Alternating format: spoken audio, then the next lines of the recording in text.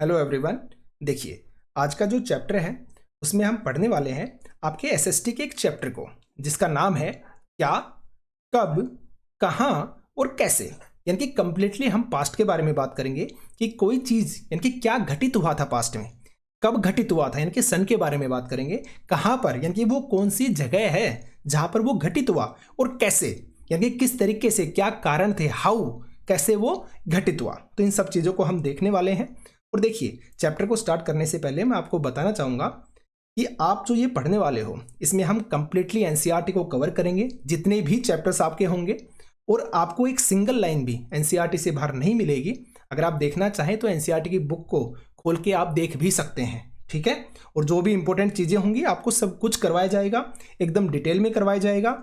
बिल्कुल भी रटने की कोशिश मत करना, चीज़ों को समझ के कीजिएगा, क्योंकि जब क्वेश्चंस यहाँ से उठते हैं तो आपके एग्जैक्ट लाइन टू लाइन उठते हैं। इस बात को आप अच्छे से याद रखेंगे। और अगर आप टीचिंग लाइन की तैयारी कर रहे हैं तो एनसीईआरटी को पढ़ना आपके लिए मस्ट है। और इसमें हम आपकी ओल्ड एनसीईआरटी, आपकी न्यू एनसीईआरटी, हर चीज़ को हमने कवर कर लिया है, ठीक है। तो आपको उसके बारे में बिल्कुल भी सोचने की जरूरत नहीं है कि इसमें ओल्ड का मटेरियल है या फिर नहीं है, न्यू का मटेरियल है या फिर नहीं है। हमने हर एक चीज़ को इसके अंदर कवर किया है। इसके अलावा आपको मैं और भी कुछ बताना चाहूँगा। अब देखिए, जब आप पढ़ रहे होंगे ना तो आपको ऊपर टेबल ऑफ कंटेंट दिखेगा, ठीक है। तो जैसे मान लो आपको यहाँ पे पहुँचना है डायरेक्ट कि देश के नाम, ये टॉपिक रिवाइज करना है, तो जैसे आप इसके ऊपर क्लिक करोगे ना आप डायरेक्ट उसके ऊपर पहुँच जाओगे। यहाँ पे ये ऑटोमेटिक जनरेट करके लिंक डाले गए हैं, जैसे आप इस पर क्लिक करोगे आप उसी पेज पे डायरेक्ट पहुँच जाओगे। तो आपको रिविजन करने में आसानी रहेगी। और साथ में ये लिंक आप जो देख रहे हैं यहाँ पे आपका यूट्यूब का जो लिंक है वो आपका गिवन है। डायरेक्ट आप पीडीएफ से यूट्यूब पे जाना चाहेंगे तो इस पर क्लिक करते ही आप पहुंच जाएंगे। इंस्टाग्राम पे भी पहुंच जाएंगे।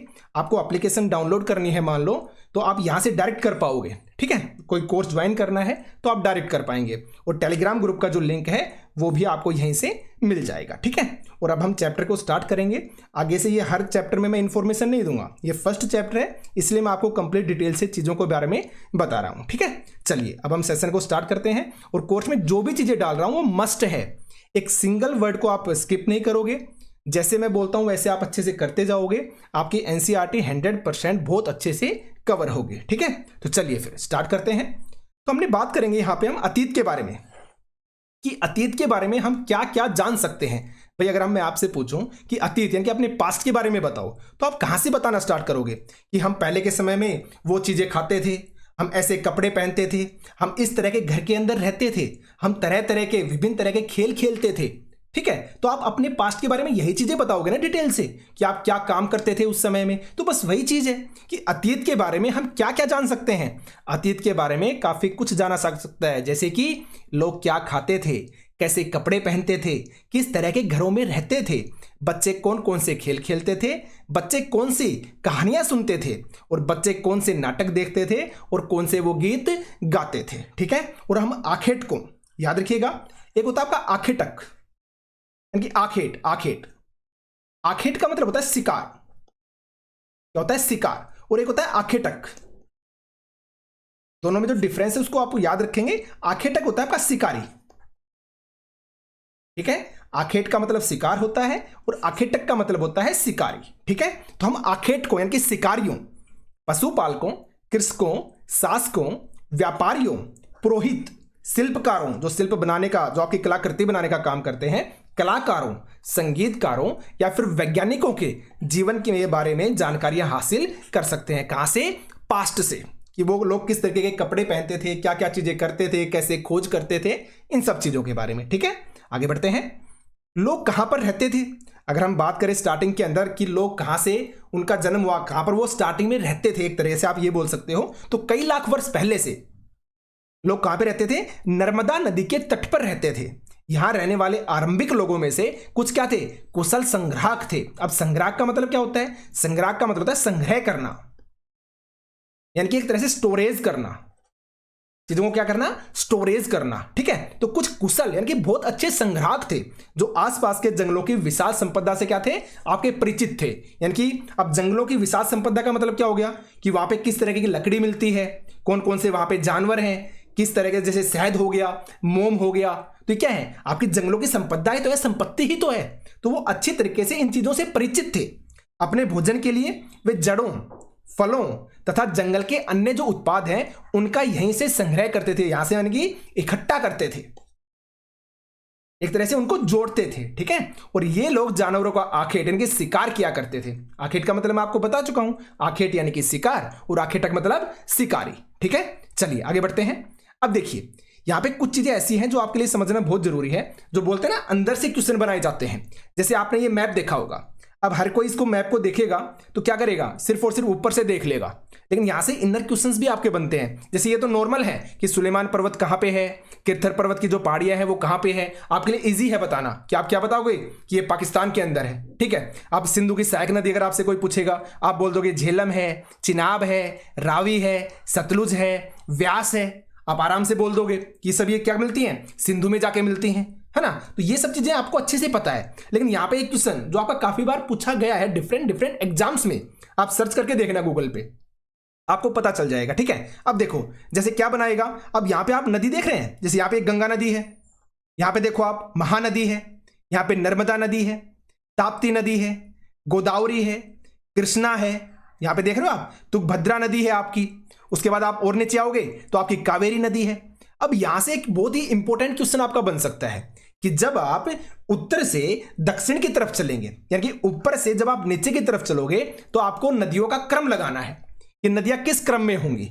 ठीक है, या फिर बोल देगा कि आप दक्षिण से उत्तर की तरफ जा रहे हो, ऊपर की तरफ जा रहे हो, तब आप नदियों का क्रम बताओ कि नदियों का क्रम क्या होगा। ठीक है, जैसे जो क्वेश्चन आपका पूछा गया था ना काफी एग्जाम्स में, जो आपका आ चुका है वो मैं आपको बता रहा हूं। जैसे एक क्वेश्चन क्या पूछा गया था कि उत्तर से दक्षिण की तरफ नदियों का क्रम बताइए, तो उसमें क्या दे रखा था आपका, गंगा। आप ऊपर से नीचे की तरफ चलोगे, ऑप्शंस के अकॉर्डिंग आपका गिवन था गंगा नदी हो गई, आपकी महानदी हो गई, गोदावरी हो गई, कृष्णा हो गई, और नीचे क्या थी आपकी कावेरी, जो आपकी मेन इंपॉर्टेंट जो नदियां हैं उनसे लेकर।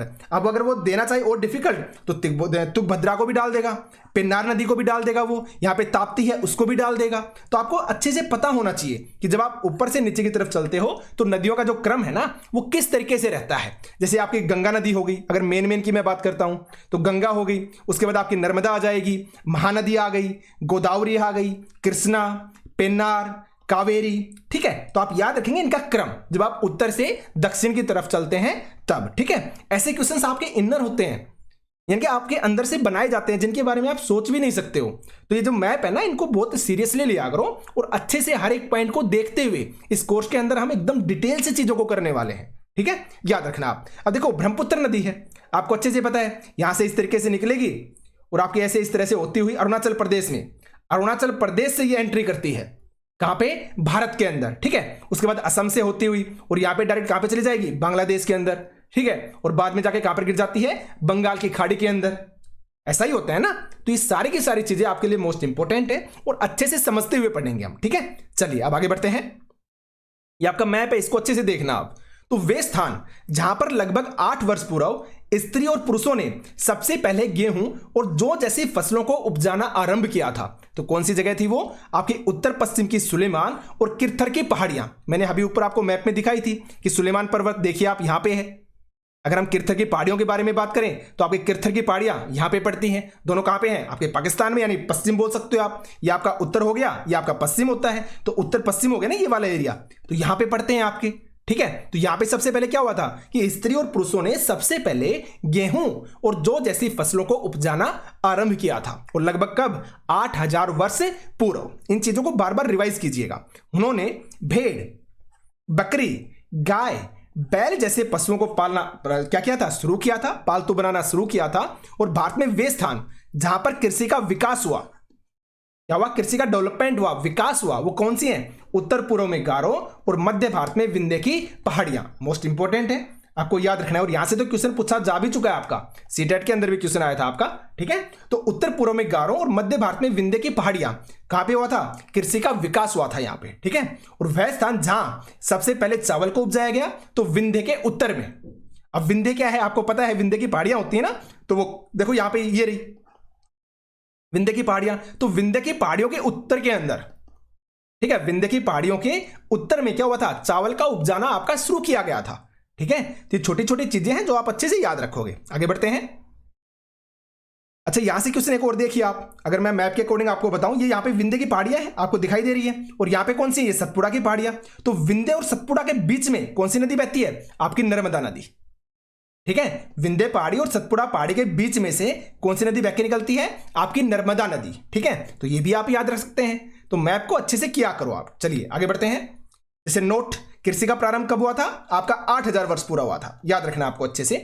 सहायक नदियों के बारे में, तो वे नदियां जो एक बड़ी नदी में आकर मिल जाती हैं क्या कहलाती हैं, आपकी सहायक नदियां कहलाती हैं। जैसे अगर मैं बात करूं, मैप में आओ आप, थोड़ा सा मैं इसको रब कर देता हूं, देखो आप इसको समझना आप अच्छे से। ठीक है, देखिए आपको यहां पे दिख रहा है, यहां से अगर मैं आपसे पूछूं जो यमुना नदी है वो कहां से बह के आ रही है, यहां पे देखिए आप, जैसे यमुना नदी है, यहां से निकली आपकी, और यहां से ऐसे होती हुई ऐसे आई, और किस में मिल गई, यहां से ऐसे आएगी और गंगा में मिल जाएगी, ऐसे ही मिल रही है ना। और इधर से देखो आप चंबल नदी, ये चंबल नदी निकल रही है। तो अगर मैं आपसे पूछूं कि चंबल जो नदी है वो किसकी सहायक नदी है, आप क्या बताओगे, यमुना की है या फिर गंगा की है। यहां पे देखो ये गंगा है जो हिमालय से निकल रही है, ये गंगा है ना।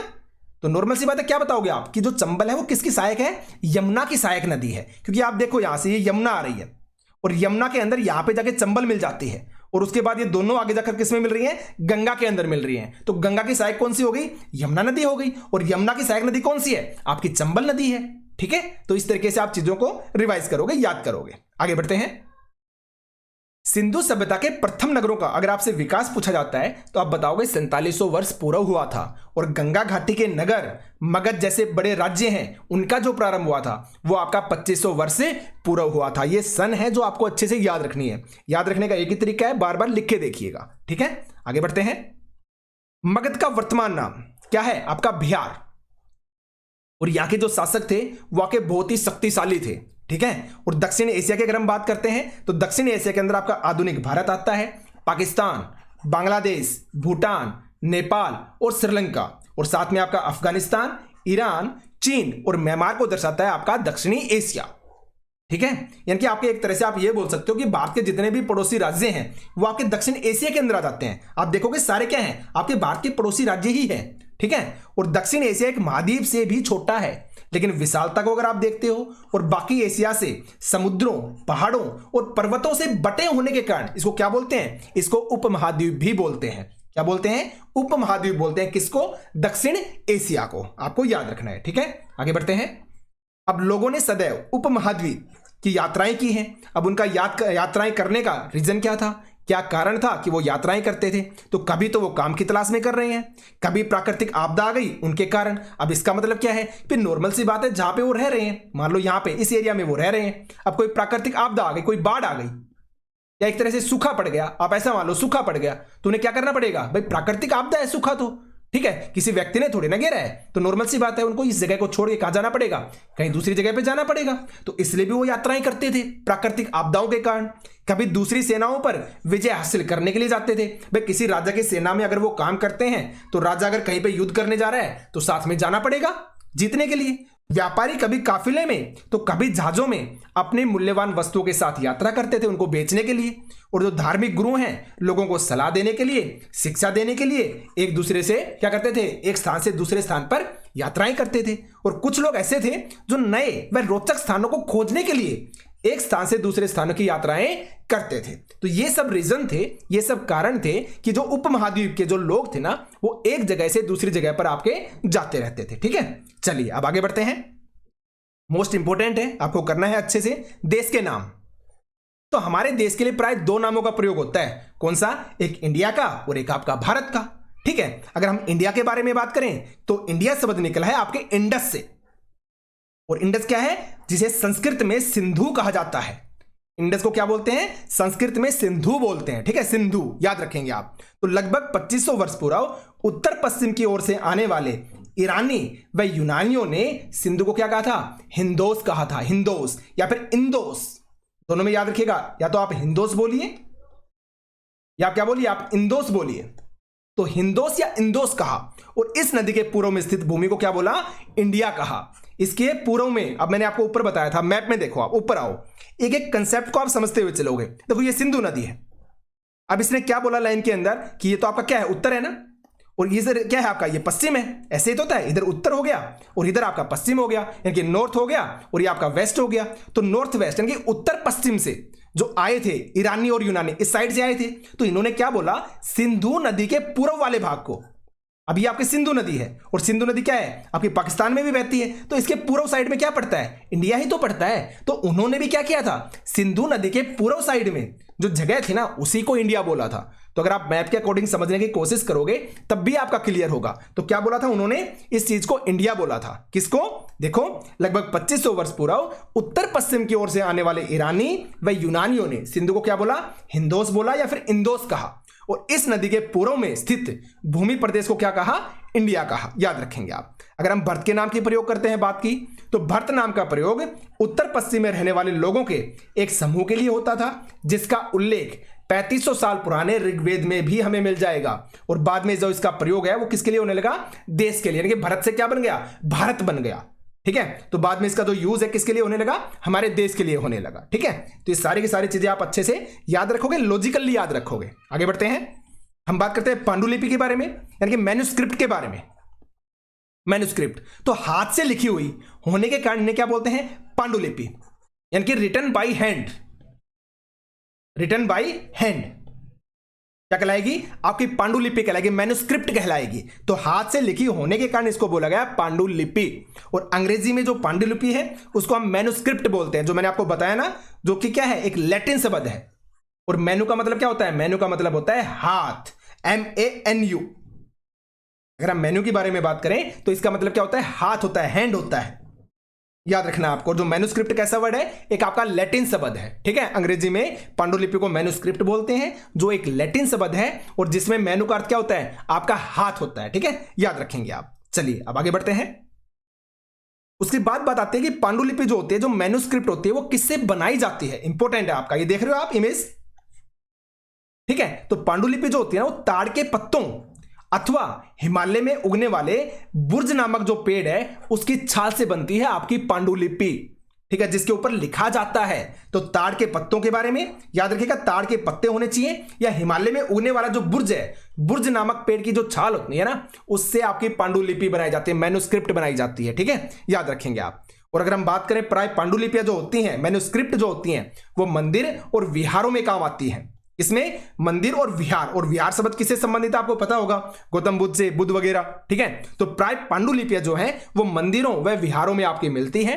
और इन पुस्तकों में धार्मिक मान्यताओं व व्यवहारों, राजाओं के जीवन, औषधियों तथा विज्ञान आदि सभी प्रकार के जो विषय हैं, इनकी चर्चा भी आपको किसमें मिलेगी, इन पांडुलिपियों के अंदर, इन मैन्युस्क्रिप्ट के अंदर। ठीक है, आगे बढ़ते हैं।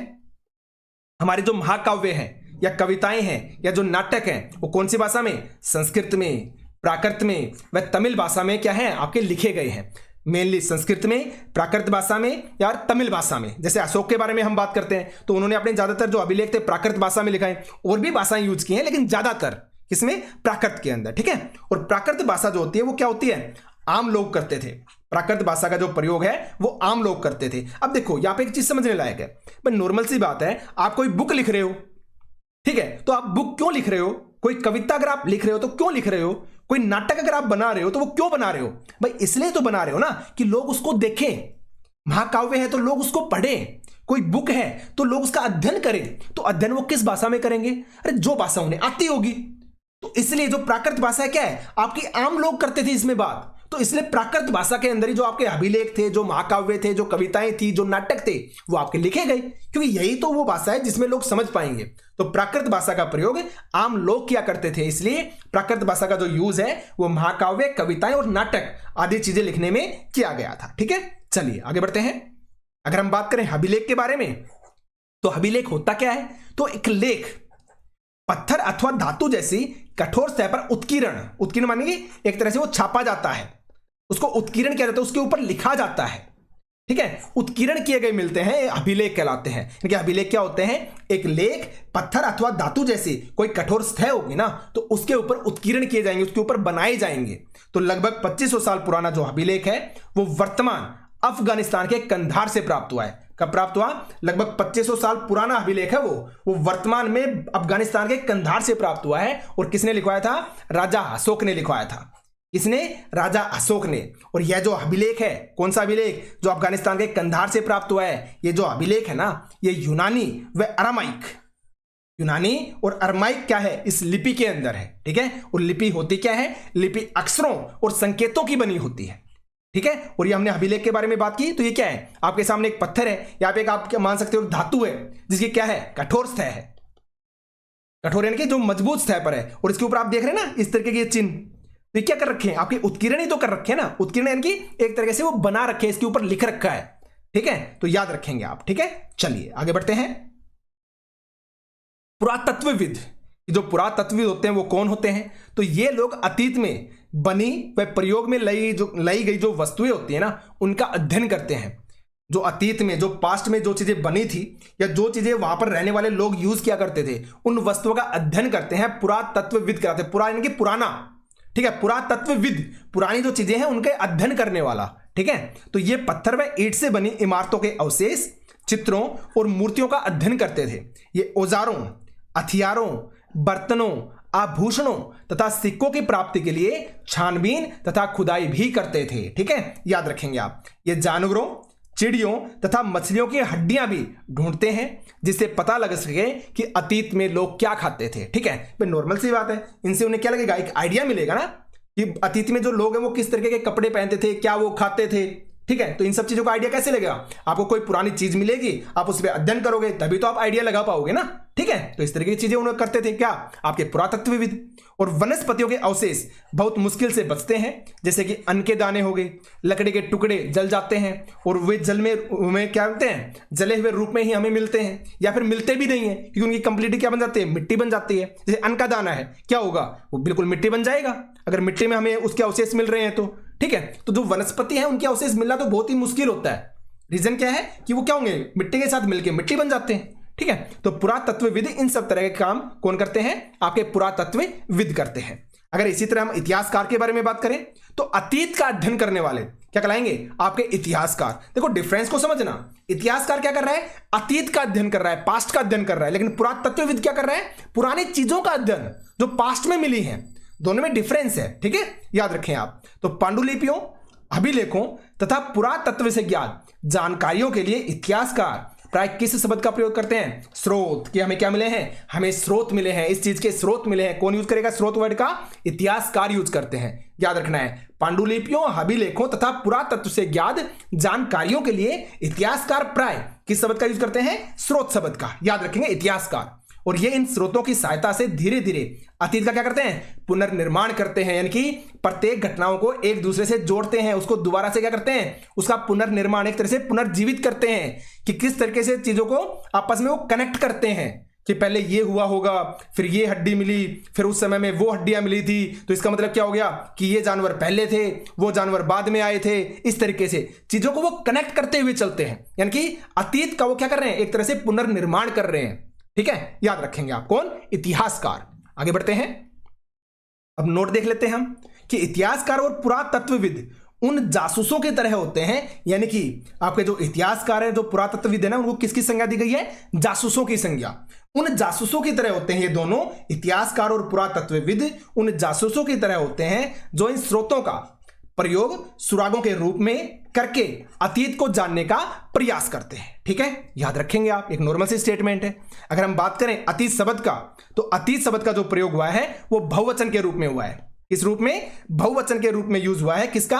अतीत का। ठीक है, और इस तरह के पात्र, आप ये पात्र देख रहे हो ना, ये मटका है आपके सामने, इस तरह की आपकी धातु है, तो इस तरह के जो पात्र हैं इनका प्रयोग कब हुआ? लगभग 4700 साल पहले होता था। और इस तरह के जो चांदी के सिक्के हैं आपके, ये कब? लगभग 2500 साल पहले इनका यूज होता था। ठीक है, याद रखेंगे, जो पात्र है 4700 साल पहले, और चांदी के जो सिक्के हैं लगभग 2500 साल पहले। और जो डेट होती है उनको आप अलग से लिखा करो। ठीक है, इस कोर्स में कुछ भी स्किप नहीं होगा, एक सिंगल लाइन आपके स्किप नहीं होगी। दोबारा एनसीईआरटी पढ़ने की आप लोगों को कभी जरूरत नहीं पड़ेगी, बस सिर्फ और सिर्फ इन चीजों को बार बार रिवाइज करते रहना। ठीक है, चलिए आगे बढ़ते हैं।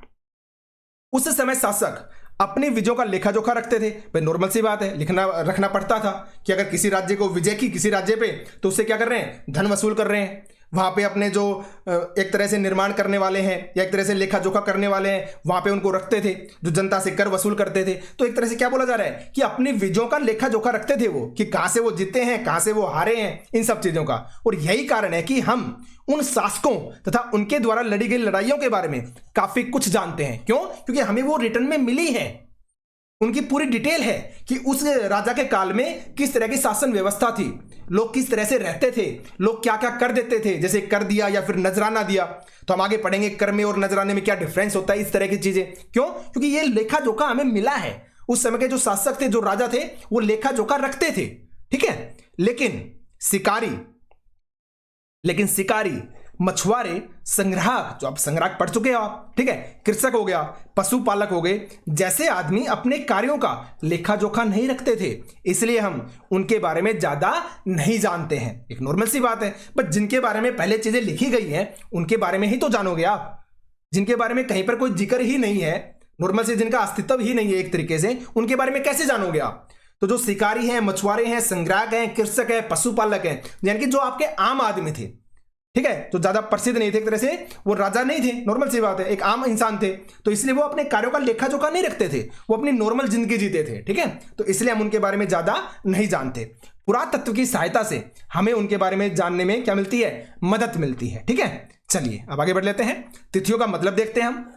तो वर्ष या तिथियों की जो गणना की जाती है ना, वो ईसाई धर्म प्रवर्तक थे ईसा मसीह की जन्म की तिथि से करते हैं हम वर्ष या तिथियों की गणना, ठीक है, याद रखना है। और एनसीईआरटी में याद रखिएगा कि एनसीईआरटी में हम 2000 को आरंभिक बिंदु मानते हैं, तिथियों का उल्लेख करेंगे, ठीक है। जो 2000 है, 2000 जो वर्ष है, उसको आरंभिक बिंदु मानते हुए हम तिथियों का उल्लेख करेंगे। जैसे अगर मैं आपसे बोलूं कि 2000 वर्ष, कहने का मतलब क्या हुआ कि ईसा मसीह के जन्म से 2000 वर्ष बाद, यानी कि 2000 साल बाद। अगर मैंने बोला ना 2000 वर्ष पहले की बात है, तो यहां पे 2000 वर्ष की बात मतलब क्या हो गया कि मैं ईसा मसीह का जब जन्म हुआ था ना, उससे 2000 साल बाद की बात कर रहा हूं, ठीक है। और ईसा मसीह के जन्म के पूर्व की सभी तिथियां ईपू, यानी कि ईसा से पहले, ईस्वी पूर्व जो बोलते हैं हम, के रूप में जानी जाती है, ठीक है, ईसा से पहले। अगर हम बीसी की बात करें तो बीसी का मतलब क्या होता है? बिफोर क्राइस्ट, जैसे होता है ना ईसा पूर्व, ठीक है। एडी का मतलब है एनो डोमिनी, ये क्या होता है? ये भी आपका ईस्वी होता है। सीई यानी कि कॉमन एरा, क्या होता है? Common era. और देखो ये डेफिनेशन अच्छे से याद रखनी है, इनकी फुल फॉर्म को याद रखिएगा, एग्जाम में पूछी जाती हैं ये, ठीक है। बीसीई की बात करूं तो बिफोर कॉमन एरा हो गया। और बीपी का मतलब होता है बिफोर प्रेजेंट, ठीक है। तो ये सारी की सारी आप अच्छे से याद रखोगे। आगे बात करते हैं, अज्ञात लिपि जो जानने की प्रसिद्ध कहानी है वो कहां से मिलती है? अब देखिए हर चैप्टर के अंदर है ना आपकी कुछ अंतरराष्ट्रीय स्तर की बात की गई है, यानी कि आपकी जो नॉर्मल चीजें हैं उससे बाहर किसी विदेश से कोई चीज उठाई गई है हर चैप्टर के अंदर। तो यहां पे जो अज्ञात लिपि की जो कहानी है कहां से है? अफ्रीकी देश मिस्र से है, जो 5000 साल पहले यहां रहने वाले राजा रानियों से संबंधित थे, ठीक है। तो आपको पता होना चाहिए अज्ञात लिपि की जो कहानी है कहां से संबंधित है? अफ्रीकी देश मिस्र से, या फिर यहां पर जो रहने वाले राजा रानी थे 5000 साल पहले, उनसे संबंधित है, ठीक है। और इस कहानी के अनुसार क्या था कि इस कहानी के अनुसार मिस्र के उत्तरी तट पर रोसेटा नामक एक कस्बा था, उस पर एक उत्कीर्ण पत्थर मिला है। हमने पढ़ा था ना ऊपर उत्कीर्ण पत्थर के बारे में कि कोई ठोस क्या होगी? स्थय होगी, कोई धातु होगी, उसके ऊपर उत्कीर्ण क्या होगा? क्या मिलेगा? मैसेज मिलेगा, अभिलेख मिलेगा, ठीक है। तो रोसेटा नामक जो कस्बा है वहां से एक उत्कीर्ण पत्थर मिला है जिस पर 3 भाषाओं तथा लिपियों में क्या लिखा हुआ है? लेख लिखा हुआ है। एक आपका यूनानी में और मिस्र लिपि के 2 प्रकार, टोटल आपके 3 है। एक तो आपकी यूनानी लिपि होगी जो अशोक ने भी यूज की थी, ठीक है, अफगानिस्तान के अंदर जो मिला था आपका, ठीक है, समझ में आ गया ना, मैंने पीछे पढ़ा था अभी। तो यूनानी और मिस्र लिपि के 2 प्रकार, तो टोटल 3 भाषाएं या 3 लिपियों के अंदर वहां पे लेख लिखा हुआ हमें मिला है, ठीक है। एक आप ये याद रखिएगा, इंपॉर्टेंट है आपका, कि यहां पर राजा और रानियों के जो नाम है एक छोटे से फ्रेम में दिखाए गए हैं, और इस फ्रेम को क्या बोलते हैं? इस फ्रेम को बोलते हैं हम कारतूस। क्या बोलते हैं? कारतूस बोलते हैं। अब इसको देखिए आप, इस इमेज को, अगर आपको इस तरह की आकृति दिखती है, इसको मतलब क्या है? वो पी है भाई। अगर आपको ऐसी आकृति दिखेगी यानी कि टी है वो। अगर इस तरीके का दिखेगा तो आपका ये वाला साइन बनेगा। अगर आपको लोइन दिखता है तो आपका मतलब एल हो गया भाई। इस तरीके का साइन अगर आपको दिखता है तो उसका मतलब है वहां पे क्या लिखा हुआ है? एम लिखा हुआ है। अगर इस तरीके का साइन अगर आपको दिखे तो आपका आई हो गया, ठीक है। और इस तरीके का साइन है यानी कि किसके बारे में बात हो रही है? एस के बारे में हो रही है, ठीक है। तो ये सारे साइन है आपके, आप देख रहे हो, यहां पे भी शेर है, यहां पे भी शेर है, तो दोनों को देख लो एल ही लिखा गया है। आपको दिख रहा है ना, इस तरीके से ही। अगर यहाँ पे देखोगे आप तो देखो यहाँ पे सेम है और यहाँ पे ये दोनों सेम है, तो दोनों जगह पे आई लिखा हुआ है, यानी कि नॉर्मल सी बात है, वो एक लिपि का यूज करते थे, ये अज्ञात लिपि है ये, ठीक है। इस तरीके का साइन यहाँ पे भी था और यहाँ पे भी था, और दोनों जगह यही साइन है, देख लो आप। यहाँ पे आपका पी था और यहाँ पे भी देख लो आप, दोनों जगह पी है। यहाँ पे कोवा, आपको कोवा सा नजर आ रहा है, कोवा या बास टाइप, तो यहाँ पे देख लो आप, दोनों जगह ए लिखा हुआ है आपका, ठीक है। इस साइन के लिए आपका आर हो गया, और एक आपका बीच में ये वाला साइन है, इसके लिए आपका डी, और ब्रैकेट में आपका टी, इस तरीके से। और ये क्या थी? ये थी आपकी अज्ञात लिपि, ठीक है। तो ये आपका चैप्टर था फर्स्ट, जो अभी मैं अपलोड कर दूंगा कोर्स के अंदर भी, और यूट्यूब पे भी इसको मैं डालूंगा डेमो के तौर पे, ताकि आप लोग इसको अच्छे से देख सकें और आपके समझ में आएगी किस तरीके से हम एनसीईआरटी को बहुत ही डिटेल में कवर करने वाले हैं, ठीक है। और ये मैंने आपको बता दिया है कि यहां से डायरेक्ट आप इन पे क्लिक करोगे तो आप जो चैप्टर पढ़ना चाहोगे, जो पॉइंट आप पढ़ना चाहोगे ना, डायरेक्ट उस पे ही आप पहुंच जाओगे, ठीक है। तो चलिए भाई, आज के सेशन में इतना ही था। जल्दी मिलते हैं हम नेक्स्ट वीडियो के अंदर। धन्यवाद।